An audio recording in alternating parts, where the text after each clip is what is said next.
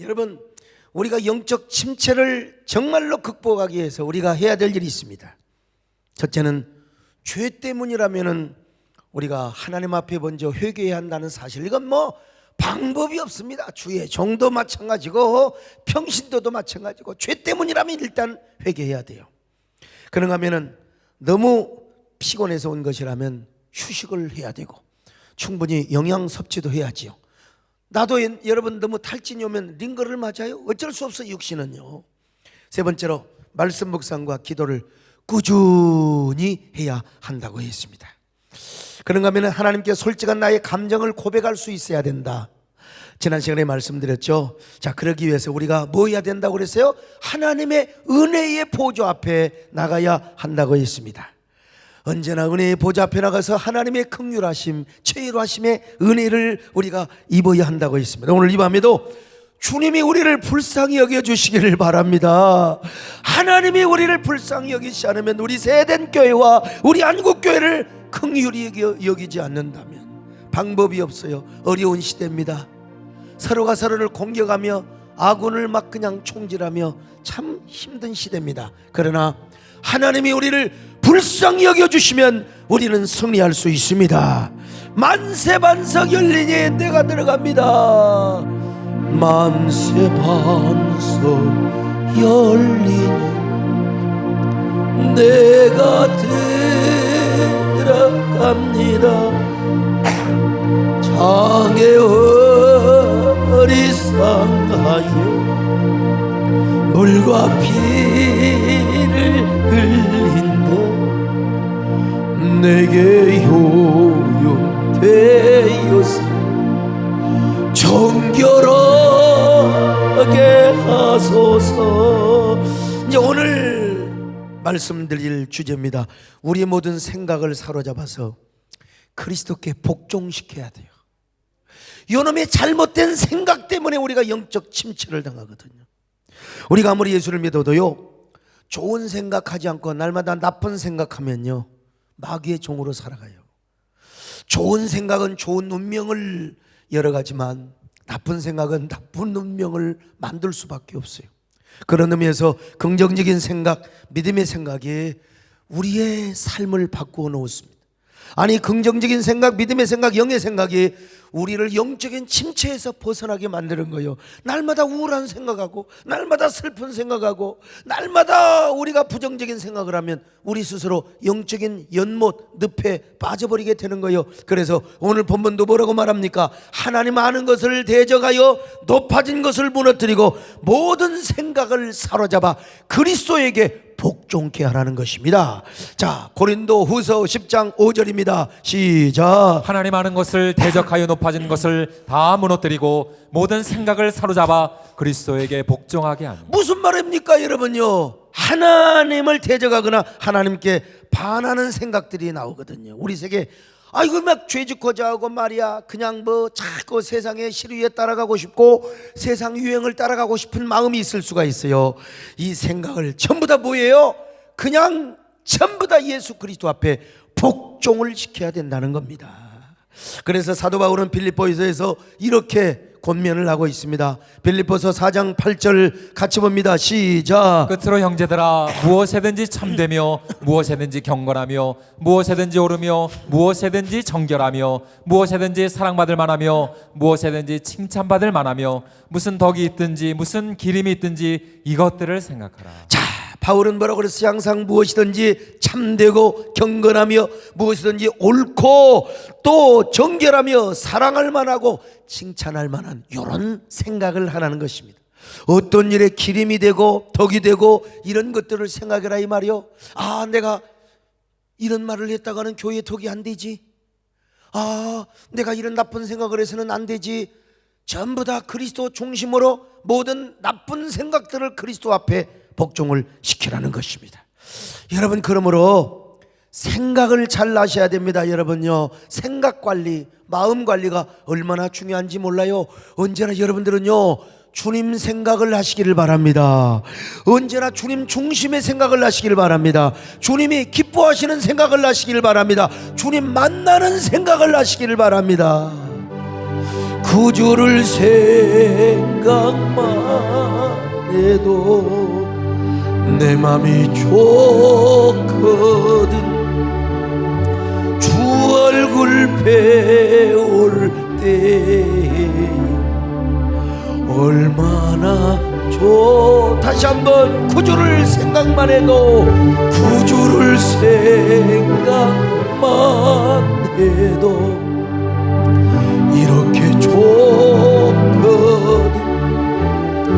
주 얼굴 배울 때 얼마나 좋으랴.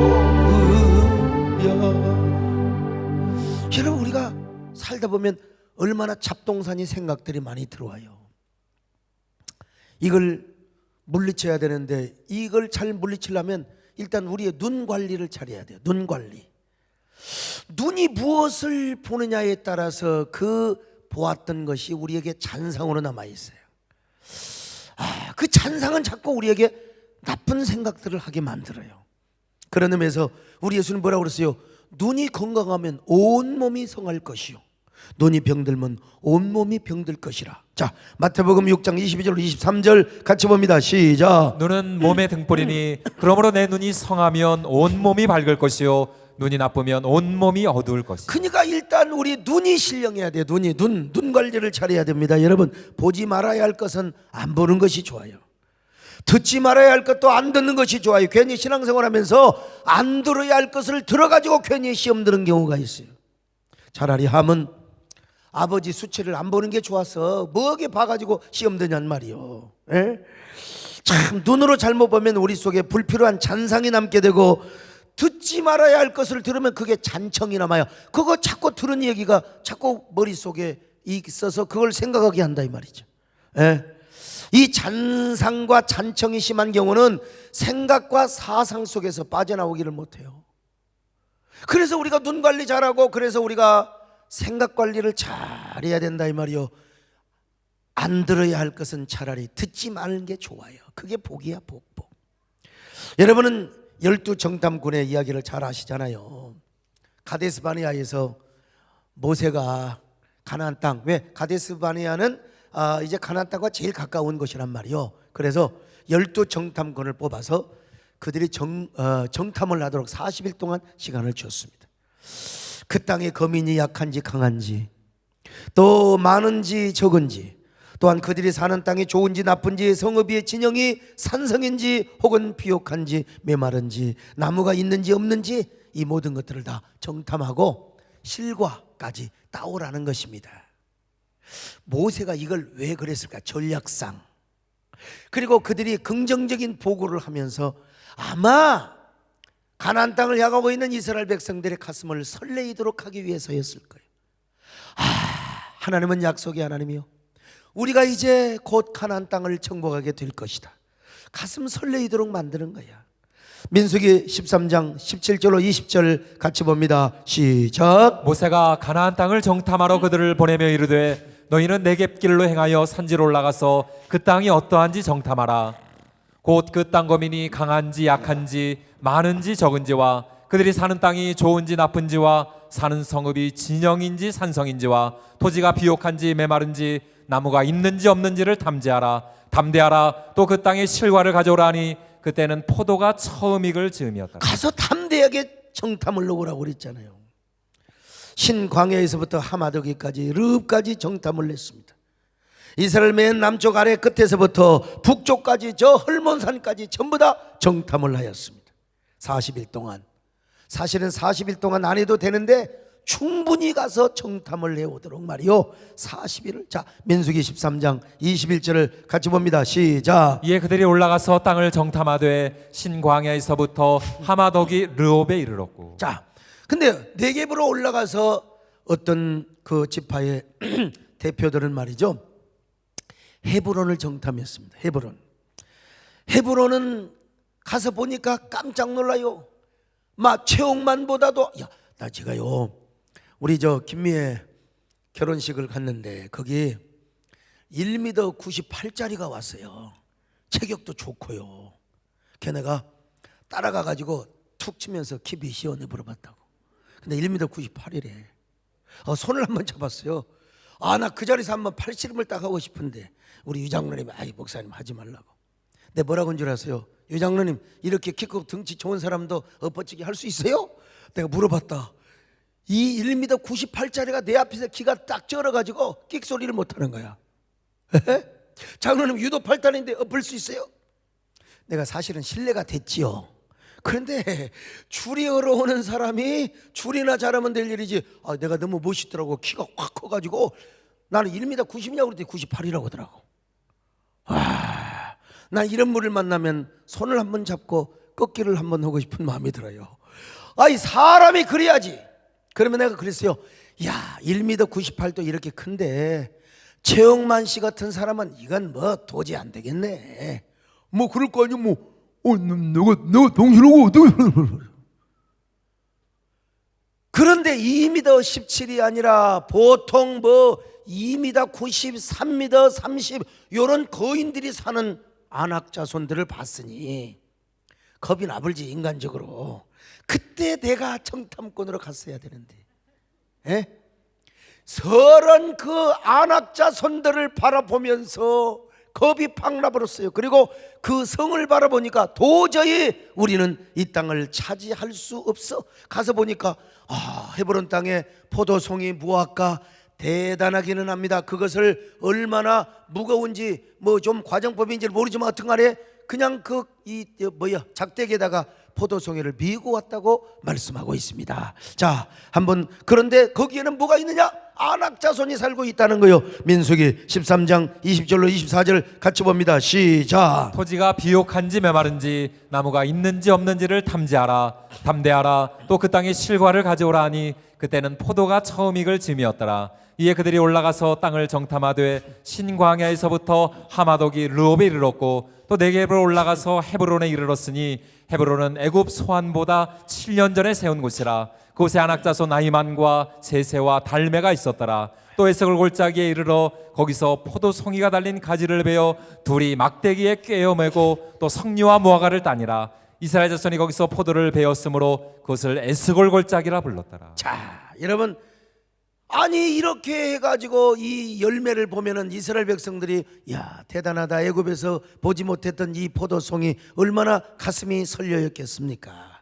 그렇게 함으로써 이스라엘 백성들은 아마 이제 이런 노래를 부르면서 기쁨으로 가나안 땅을 정복하게 하려고 했을 겁니다.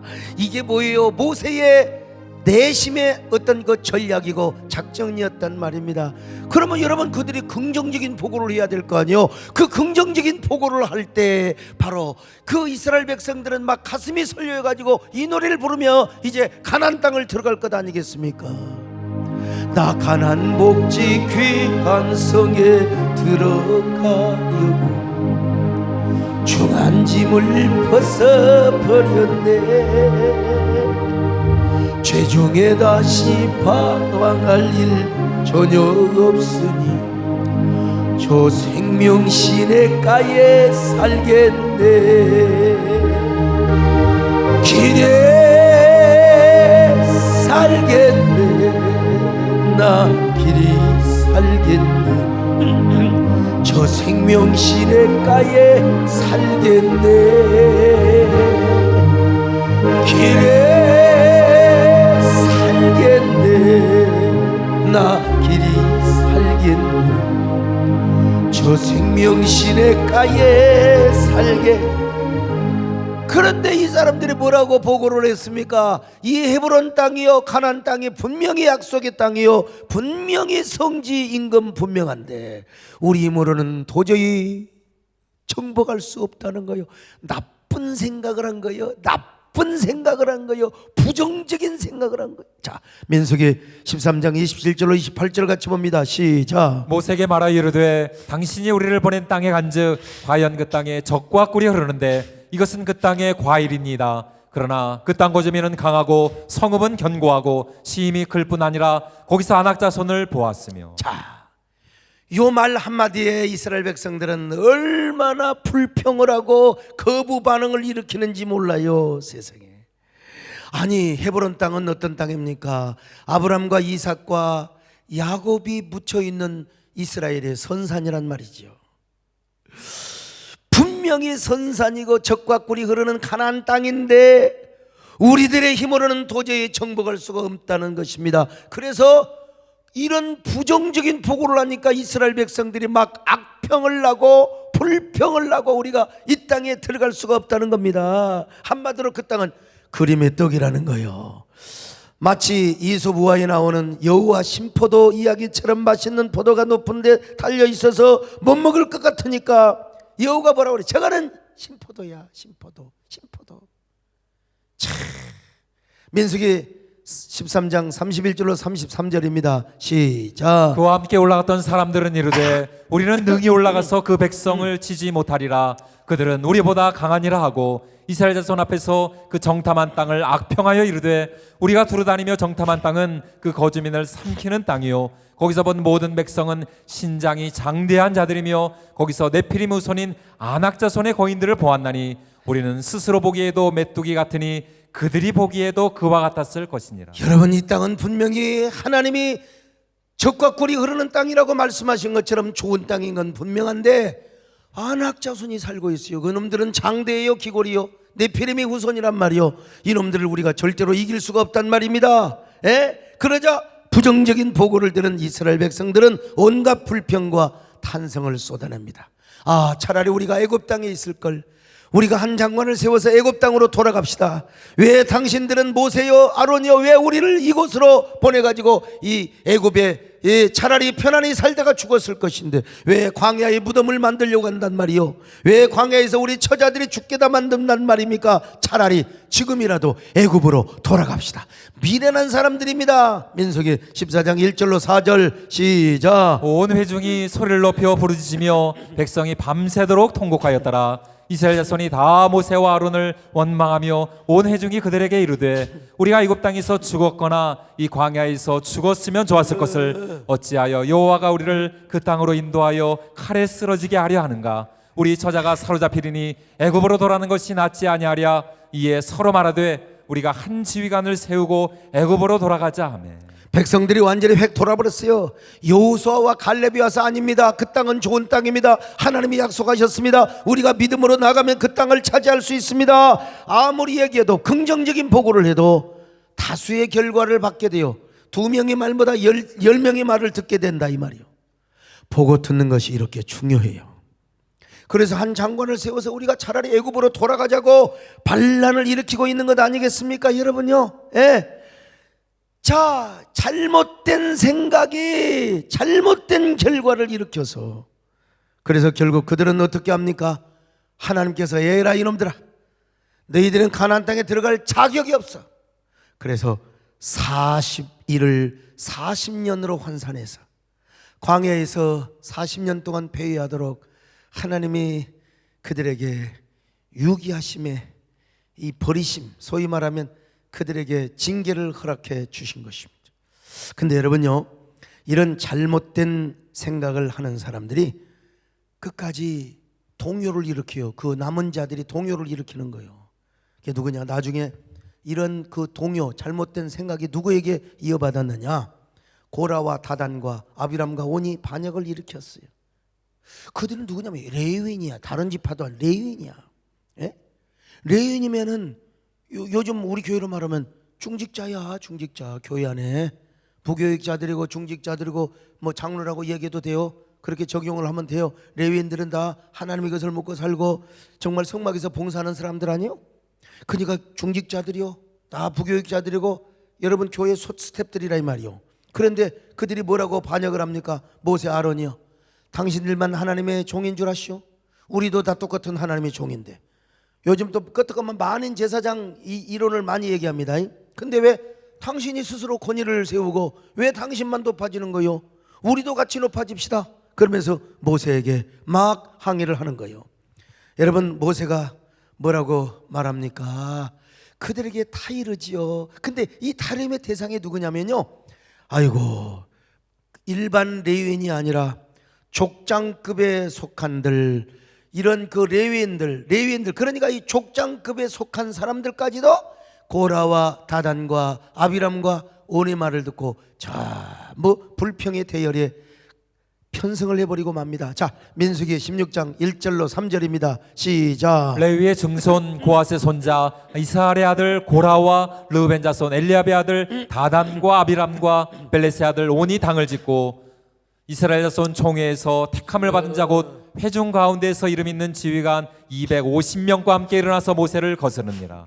그들이 모여서 모세와 아론을 거슬러 그들에게 이르되 너희가 분수에 지나도다. 회중이 다 각각 거룩하고 여호와께서도 그들 중에 계시거늘 너희가 어찌하여 여호와의 총회 위에 스스로 높이느냐. 자, 총회 위에 스스로 높이느냐? 이게 왜 당신만 높이느냐 이거요. 당신만. 그러자 모세가 좋은 말로 타일렀어요. 여보시오들, 당신들도 하나님의 귀한 종들입니다. 예? 근데 하나님께서 질서상 모든 이스라엘의 영도자를 나를 세웠잖아요. 그러니까 여러분들이 나를 도와주셔야지. 여러분들이 내 권위와 리더십을 깨뜨리면 어떻게 되겠습니까? 그러면서 손을 잡고 여러분들이 나를 도와주세요. 나를 세워줘야. 우리는 다 같은 레위인입니다. 우리는 레위의 후손으로 한 표받아 한 몸을 이룬 형제 자매요, 한 동족 아닙니까? 한 족속이 아닙니까? 레위 족속이 아닙니까? 여러분이 나를 도와줘야지요. 모세가 손을 내밀었습니다. 여러분요, 사랑하는 주님 앞에 형제자매 한 자리에 크신 은혜 생각하며 줄 거운 찬송 부르니 내 주 예수 보를 받아 모든 사람 내 맘같이 환난 근심 위로하고 진심으로 사랑하세. 이래도 끝까지 말을 안 들어요. 왜 당신만 높여? 우리는 당신이 싫어. 우리는 차라리 애굽으로 돌아가겠다고 말이죠. 우리는 가나안 땅에 올라가지 않겠어. 민수기 16장 12절로 14절 같이 봅니다. 시작. 그들이 이르되 우리는 올라가지 않겠노라. 내가 우리를 적과 꿀이 흐르는 땅에서 이끌어내어 광야에서 죽이려 함이 어찌 작은 일이기에 오히려 스스로 우리 위에 왕이 되려 하느냐. 이뿐 아니라 내가 우리를 적과 꿀이 흐르는 땅으로 인도하여 드리지도 아니하고 밭도 포도원도 우리에게 기업으로 주지 아니하니 내가 이 사람들의 눈을 빼려느냐. 우리는 올라가지 아니하겠노라. 자, 여러분, 모세가 말합니다. 여러분은 지금 사탄의 눈이 씌어서 그런 겁니다. 저들 속에는 지금 사탄의 거역의 원래의 영이 사로잡고 있습니다. 여러 이스라엘 백성들이요, 저 사람들과 말하지 마세요. 가까이 하지 마세요. 여러분도 함께 망합니다. 저들을 떠나버리기를 바랍니다. 민수기 16장 26절로 27절 같이 보십니다. 시작. 모세가 회중에게 말하 이르되 이 악인들의 장막에서 떠나고 그들의 물건은 아무것도 만지지 말라. 그들의 모든 죄 중에서 너희도 멸망할까 두려워하노라 하매 무리가 고라와 다단과 아비람의 장막 사방을 떠나고 다단과 아비람은 그들의 처자와 유아들과 함께 나와서 자기 장막문에 선지라. 아이고, 여러분, 우리 내용 이거 잘 알잖아요. 잘못된 생각이 이렇게 자신의 가족과 모든 삶의 운명을 완전히 저주의 구렁텅이로 빠져버리게 만드는 거예요. 그래서 모세의 말이 마치자마자 세상에 고라와 다담과 아비람과 온에 속한 모든 재물을 삼켜버리고 거기에 처자식과 거기에 함께 영모에 가담했던 250명까지 땅이 갈라져서 다 삼켜버리고 말았어요. 민수기 16장 31절로 35절입니다. 시작. 그가 이 모든 말을 마치자마자 그들이 섰던 땅바닥이 갈라지니라. 땅이 그 입을 열어 그들과 그들의 집과 고라에게 속한 모든 사람과 그들의 재물을 삼키매 그들과 그의 모든 재물이 산채로 스월에 빠지며 땅이 그 위에 덮이니 그들이 회중 가운데서 망하니라. 그 주위에 있는 온 이스라엘이 그들의 부르짖음을 듣고 도망하여 이르되 땅이 우리도 삼킬까 두렵다 하였고 여호와께로부터 불이 나와서 분향하는 250명을 불살랐더라. 자, 250명을 불살랐더라. 왜 그랬습니까? 그때 저 어딥니까? 가데스 바네아에서 불평했던 그 종자, 그 씨드가 남아 있어 가지고 이렇게 폭발을 하게 되었던 것입니다. 그것도 누구한테? 여러분, 레위 중직자, 오늘 교회로 말하면 중직자들한테 생각을 마귀가 덮어 씌워버리고 말았던 것입니다. 그래서 여러분, 얼마나 불쌍한 사람인가. 오늘 성경에도요, 육신의 생각을 하지 말라. 육신의 생각. 우리의 싸움은 육신에 속한 것이 아니라는 겁니다. 오직 어떠한 견고한 진도 무너뜨리는 하나님의 능력이요, 그러기 위해서 우리가 뭘 해야 되느냐? 생각을 사로잡아야 된다. 생각을 사로잡아야 된다. 자, 오늘 본문으로 돌아옵니다. 고린도 후서 10장 4절로 5절을 봅니다. 시작. 우리의 싸우는 무기는 육신에 속한 것이 아니요 오직 어떤 견고한 진도 무너뜨리는 하나님의 능력이라. 모든 이론을 무너뜨리며 하나님 아는 것을 대적하여 높아진 것을 다 무너뜨리고 모든 생각을 사로잡아 그리스도에게 복종하게 하니. 그래요. 우리의 생각을 그리스도에게 복종시키지 않으면. 왜냐? 우리의 생각에는요, 두 가지가 있어요. 하나는 영의 생각이 있고 하나는 육의 생각이 있어요. 육신의 생각은 사망이요 영의 생각은 생명과 평안이라고 한 겁니다. 자, 로마서 8장 6절입니다. 시작. 육신의 생각은 사망이요 영의 생각은 생명과 평안이니라. 그렇습니다. 여러분, 육의 생각이 무엇입니까? 육신의 정욕에서 나오는 소리. 아무리 옳은 말인 것 같고 정의로운 것 같지만 육신의 욕망과 정욕에서 나온 생각, 말은 얼마나 그럴싸한지 몰라. 근데 일단 정욕에서 나오는 소리는 이거는 육신의 생각이에요. 그러나 영의 생각은 무엇입니까? 성령의 감동과 하나님의 말씀에서 나오는 거예요. 자기 욕심을 이루기 위해서 성경을 끌어다가 신앙을 팔아먹고 교회를 이용해서 정치하는 이런 생각이 아니요, 순수한 하나님의 말씀, 순수한 성령의 감동에서 나온 생각이라 이 말이요. 여러분, 가룟 유다는 여러분 정의로운 생각을 했던 것처럼 보여요. 가룟 유다는 굉장히 정의로운 말을 했어요. 왜 저런 옥합을 깨뜨려서 가난한 사람을 팔아서 가난한 사람을 도와줄 일이지 왜 저렇게 말이요 예수님의 몸에다가 향유를 뿌리느냐고 얼마나 정의로운 말을 했습니까? 그러나 마귀가 가룟 유다의 마음속에 마귀의 생각을 갖다 준 거예요. 여러분, 이미 여러분 참 뭡니까? 그 옥합을 깨뜨리는 사건 이전에 뭐 바른 말을 하는 것처럼 보이고 정의의 말을 하는 것처럼 보였지만 마귀의 생각을 갖다 줬어요. 요한복음 13장 2절을 같이 보십니다. 시작. 마귀가 벌써 시몬의 아들 가룟 유다의 마음에 예수를 팔려는 생각을 넣었더라. 이미 생각을 갖다 줘버렸어요. 그러니까 여러분, 우리는 육신의 정욕에서 나오는 생각, 이거 마귀가 역사하는 거예요. 그러니까 여러분들은 영의 생각을 하시기를 축원합니다. 성령이 주시는 생각을 하시기를 바랍니다. 아멘. 주님의 마음을 본받으시기를 바랍니다. 주님의 마음을 본받는 자 그 마음의 평강이 찾아오는 험악한 세상을 이길 힘이 하늘로부터 임함이로다. 주님의 마음 받아 살면서 거룩하시 나도 이르리. 한동안 제가 이런 얘기를 많이 했어요. 생명나무 하면서요. 프랑스의 철학자 폴 리케르는 해석의 갈등이라는 책에서 해석학적 순환을 통한 새로운 인간 이해와 기독교적 세계관을 제시하였습니다. 똑같은 사건도 보는 각도, 보는 해석에 따라서 그 관점에 따라서 해석이 다르고 그걸 판결하는 관점이 다르다는 것입니다. 따라서 해석이 다르기 때문에 갈등과 충돌을 야기시킨다는 것이죠.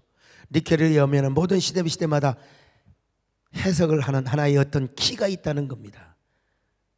예컨대 진보와 보수, 공산주의와 또 민주주의, 또 민주주의 시장 경제와 또 사회주의 체제, 뭐 이런 것들이 서로가 이쪽으로 보니까 요즘은 자꾸 이렇게 사회주의로 가는 경향이 있습니다. 그러나 여러분, 그 사회주의를 제도화해서는 안 됩니다. 복지라든지 뭐 여러 가지 뭐 가난한 사람을, 그런데 이걸 국가 돈으로 해야지 부자 돈을 강제로 뺏어다가, 그건 공산주의입니다, 여러분요. 예. 국가가 여유가 있을 때, 국가가 여유가 있을 때 가난한 사람 또 코로나 지원금을 당연히 국가가 주는 게 좋지요. 근데 돈도 없는데 그냥 맨날 꾸어다가 있다가 국가 부도나면 진짜 큰일 나죠, 여러분. 그래서 뭐 진보 진영에 있는 사람들은 막 그냥 사회주의를 좋다고 하지만 그것도 옳지 않아요. 또 그다음에 자유민주주의만 옳다고 하는데 이것도 사실은 온전치는 않습니다. 주님 보시기에 이 문제도 너무나 빈부의 격차가 심하잖아요. 그래서 뭡니까? 정신과 가치에 의해서요. 뭐 노블리스 오블리제 이런 정신이 있어서 부자들이 돈을 벌면 스스로 복지기금을 내놓고 스스로 가난한 사람을 도와주도록 사회 발전 기금을 내놓는 이런 어떤 정신, 문화, 어떤 이런 그 사회적 흐름이 이루어져야지. 그래서 요즘 플랫폼 개념이라고 하는 게 있잖아요.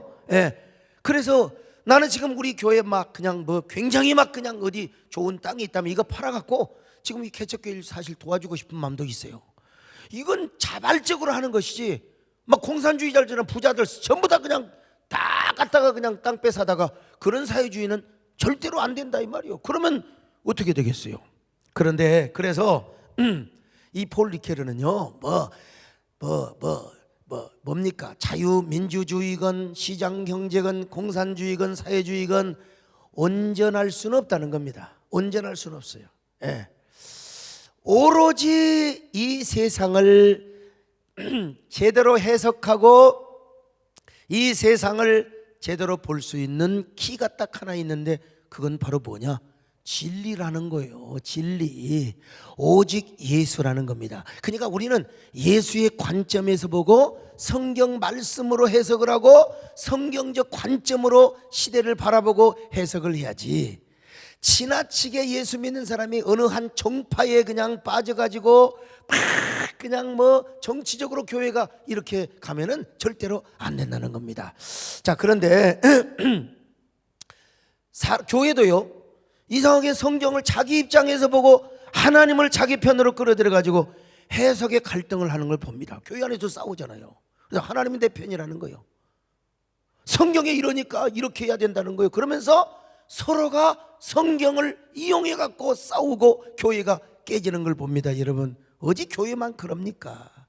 교단도 그렇고. 그러니까 제가 이 총회장을 해보니까 이야, 각 노예마다가 청원서가 올라오고 질문을 하고 은혜가 충만하면 이거 아무것도 아니요, 이거 해석아니라고. 진짜 저는 나는 하니까 내가 우리 서기단들한테 미리 좀 연구해 갖고 오십시오. 이런 것 가지고 시간을 너무 버리면 되겠습니까? 깨닫는 건 뭐냐? 서로가 서로의 욕망 때문에 다투고 싸우고 성경을 자기 편으로만 끌어들이는 거예요. 자기식으로 해석하는 것입니다. 이런 싸움이 이제 사회적으로 확대가 됩니다.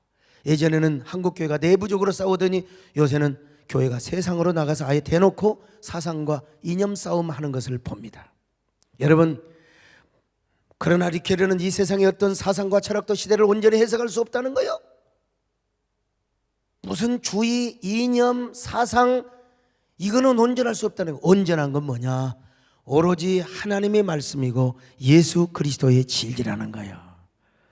여러분, 우리가 당연히 대한민국 국민이라면 대한민국의 정체성을 지켜야죠. 근데 그 자체가 우상이 되어서는 안 돼. 우리는 사실은 어떤 의미에서, 여러분, 대한민국의 정체성 당연히 지켜야 되지만 그보다 우선이 하나님의 말씀이고 하나님의 뜻이어야 됩니다. 여러분요, 우리가 어떤 추구하는 어떤 시스템이나 제도 이 자체가 우상이 되어서는 안 됩니다. 예수님 시대에도요, 젤롯이라는 열심당원이 있었습니다. 그 사람들이 얼마나 이스라엘을 사랑했는지 몰라요. 그런데 그들을 향하여 주님이 뭐라고 말씀하셨어요? 칼을 든 자는 칼로 망하리라. 이것도 온전치 못하다는 겁니다. 이스라엘의 해방과 자유를 위해서 칼을 들고 다니고 언제든지 로마를 전복시키려고 했던 사람들입니다. 그래서 우리는 당연히 나라를 사랑하고 대한민국의 정체성을 지켜내야죠. 그러나 그것이 예수님보다 그리고 복음보다 앞장서서는 안 돼요. 그리고 그것도 내 정치적 욕망과 육신적 욕망으로 하면 안 된다 이 말이요. 성경에 예수님은 어떤 방법으로 하셨나. 그래서 여러분 찰스 셀덴이 썼던 예수님이라면 어떻게 하실까. 우리 예수 믿는 사람은요 그리스도인답게 예수님이라면 지금 이 시대를 어떻게 보고 있을까. 예수님이라면 지금 이 시대 속에서 우리가 어떻게 활동을 해야 될 것인가 라고 우리가 예수님 편에서 생각을 해봐야지. 그냥 내 육신의 욕망과 정치적 욕망, 나의 그 육체의 그 욕망을 가지고 다른 사상을 끌어들여서 또 성경과 신앙과 하나님까지 끌어들여서 나의 욕망을 달성하려고 하면은 이건 하나님이 아십니다. 그리고 열매를 보면 알게 되어 있는 거예요. 이제 이런 사람들은 자기 욕망에 사로잡히다가 스스로 영적 침체를 당해요. 스스로 시험 들고. 여러분 이렇게 살아야 되겠습니까 여러분요? 참 우리는요 정말 우리가 그리스도인답게 살고 그리스도인답게 우리가 행동을 해야 되는데요. 과거 한국교회가 하나 되지 못하고 분열하면서 얼마나 비난을 받았습니까? 뭐 목사 동경 개독교가 언제부터? 아프가니스탄 사태 이후부터. 근데 누구 하나 책임지는 사람이 없었어요. 사과하는 사람이 없었어요. 나는 지난번에 사과한 건 아니지만 어느 기자가 사과했다고 뭐 어떤 의미에서 잘돼 버렸는지도 몰라요 사실은요. 뭐 잘됐다고 말할 수도 없지만은 나는 그런 사과를 한 적이 없었지만 이것도 하나님의 절대 주권 안에 있나 이런 생각을 한번 해보았습니다. 반기독교 진영에서는요 프레임을 만들어 놓고 한국교회를 공격하기 시작합니다. 이럴 때 애국운동을 하고 뭐 광화문에 나와서 우리 대한민국을 지키자고 얼마나 처음에 선한 동기였습니까? 나도 마음으로 같이 했습니다 여러분. 과격한 언어와 과격한 행동만 하지 않았으면 아마 우리 한국교회가 같이 나섰을지도 모릅니다. 근데 중요한 건 다 그런 건 아니지만 일부가 거기에 일부가 뭐라고 할까요? 너무 자기들의 생각 속에 갇혀버리게 된 거예요. 그러니까 그냥 자신의 소신과 자신의 방법을 건전하게 합리적으로 밀고 나가면 좋을 텐데 나오지 않는 사람들, 우리와 생각이 다르고 방법이 다른 사람들 다 똑같이 보수정령 있고 다 똑같이 한국교를 세우고 나라를 사랑하는 사람들인데도 자기 생각과 방법이 좀 다르다고 생각하면 막 그냥 공격을 하고 그냥 내부 총질을 하게 된 거예요 여러분요. 지금도 그런 잔재들이 없다고 볼 수는 없겠지요. 이게 뭡니까? 생각의 성 안에 스스로 갇혀버리면 다 나만이 옳고 나만이 의롭고 나하고 함께 하지 않는 자는 다 저 빵이고 좌파고 전부 다 이렇게 공격을 해버리니까 이게 대중의 지지를 받지 못하고 이게 요즘요 제가요 심지어는 제가 여러분 연합운동을 하지 않습니까? 왜 연합운동을 합니까? 우리 한국교회가 선제적 대응을 못했어요. 처음에 코로나 대응을 선제적 대응을 하고 자율방역으로 가고 정부가 제재하지 않고 우리가 정말 자율방역을 했다면 우리는 이렇게 예배가 초토화되지는 않았을 거예요. 근데 못했거든요. 나는 그때 부총회장 때였고 힘도 없었고. 그래서 이제 한국교회가 결집해야 된다. 그리고 저쪽에서 프레임을 만들어서 한국교회를 무너뜨리려고 하면 우리는 그 프레임에 걸려들지 말고 새로운 가치와 비전을 가지고 새 길을 가야 된다. 새 프레임을 짜가지고 우리는 우리가 좋은 프레임을 만들어서 우리가 우리의 길을 가야 한다. 그러기 위해서는 한국교회가 힘이 있어야 돼요.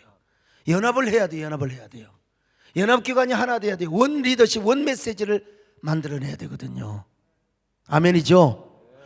그런데 어떤 사람은 또요, 자기 생각에 사로잡히니까 뭐라고 한 줄 아세요? 소강석이가 저렇게 한국교회를 하나로 만들려고 하는 것은, 한국교회를 하나로 만들어서 문재인 정부한테 바치려고 그런다. 이야, 이 얼마나 이 생각이요, 자기 독선적 신념, 이 독단적 생각에 갇혀놓으면 모든 게 다 그렇게 보이는 거예요. 그렇게 내가 문재인 정부에다가 갖다 바칠 이유가 뭐가 있습니까? 내가 장관을 할 것이요, 내가 대통령을 할 것이요. 하나님 앞에 바쳐야죠. 지금 정부는 1년 100거리면 끝나요. 내가 왜 그 미친 짓을 해요? 하나님 앞에 드려야지요. 생각이 이렇게 갇혀지게 되면 영의 세계를 몰라요. 그냥 마음은 얼마나 캄캄한지 알 수가 없어요, 세상. 여러분, 코로나 방역을 잘 해야죠. 교회가 하나님 앞에 예배는 잘 드리더라도, 그러니까 우리는 메디컬 처지까지 여러분 만든 거 아닙니까? 예? 당연히 우리가 예배를 잘 드리죠. 그러나 우리가 방역 수칙 잘 지켜서 교회에서 확진자 나오면 안 됩니다. 요즘은 여론이 얼마나 중요한지 몰라요. 여론에 따라서, 그래서 교회는 여론을 잘 형성하고 만들어갈 필요가 있는 겁니다, 여러분요. 그래서 언론과 소통도 잘 해야 되고요. 그래서 제가 총회장으로서 우리 교단 교회들을 잘 지키며 주일날 예배를 잘 드리되, 우리 예배가 소중한 만큼 이웃의 생명도 존중하다. 그리고 우리가 국민들에게 필미, 언론에게 필미 주지 말고 우리가 잘하자. 당연히 지도자라면 그렇게 해야 되지 않겠습니까? 권장님, 그래 안 그래요? 그랬더니 세상의 소강석 목사가 옛날에는 막 그냥 보수였는데 지금은 완전히 좌파로 넘어가 버렸다고. 방역 잘 지키는 게 좌파입니까? 방역 잘 지키는 게 빨갱입니까? 나는 예수님의 보혈로 맞습니다, 여러분. 여러분, 요즘요 프레임과 이미지가 얼마나 중요한지 몰라요. 그래서 우리가 교회가, 그래요 여러분, 우리 교회가 이래도 이래봬도 한 명의 확진자 없이 이렇게 예배 잘 드리고 기도회 잘하니까, 정말로 너무나 우리 동네가 그냥 죽은 도시가 될 때에는 오죽하면은 화상추물 했겠습니까? 그러면서 우리 교회를 지켜냈잖아요. 더 강력한 부족 공동체를 이루게 했잖아요. 막혀 있으면 안 됩니다. 자기 생각에 사로잡혀 있으면 안 돼요. 오늘 여러분, 누가 뭐라 해도 여기 소목사 안에는 뭐가 있는 줄 아세요? 내 안에 부흥이 있는 사람입니다. 가슴에 불이 화르르 타오르고 있는 사람입니다. 한국교회를 염려하는 이 불이 타오르고 있는 사람입니다. 한국교회 부흥을 꿈꾸고 있는 이 가슴에 이래봬도 소목사의 심장과 폐장 안에 하나님의 불이 타오르고 있는 사람이에요. 오늘도 얼마나 말을 많이 하고 얼마나 많은 사람을 만났으면 목이 갔겠어요. 그러나 내 안에 여러분 부흥이 있기 때문에, 오늘 여러분 영의 세계를 모르고 자기 생각에 사로잡혀 있으면 우리 그리스도인은요 멸망의 길로 가는 거예요. 자기 파멸. 참 우리 그리스도인다워야죠. 우리 그리스도인의 가슴 속에 성령의 감동이 와야지. 성령의 감동이 와도 몰라. 자기 생각에 꽉 잡혀가지고. 그래서 이 생각을 예수 그리스도 앞에 사로잡아 복종을 시키라는 겁니다. 그러면 우리 안에 자유함이 있습니다. 우리 안에 즐거움이 있습니다. 이런 사람이 언제나 주님을 사모합니다. 주님을 사랑합니다. 언제나 주님만이 우리의 소망이 되는 것입니다. 나의 마음속에 온전히 주님만 모셔놓고 나의 정성을 다하여 주를 섬기리. 기쁘나 슬프나 오직 한만 주위 한평생 주만 모시고 찬송하며 살리.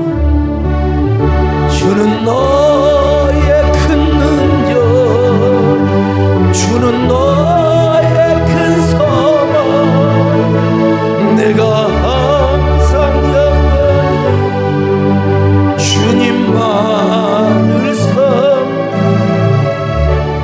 꽉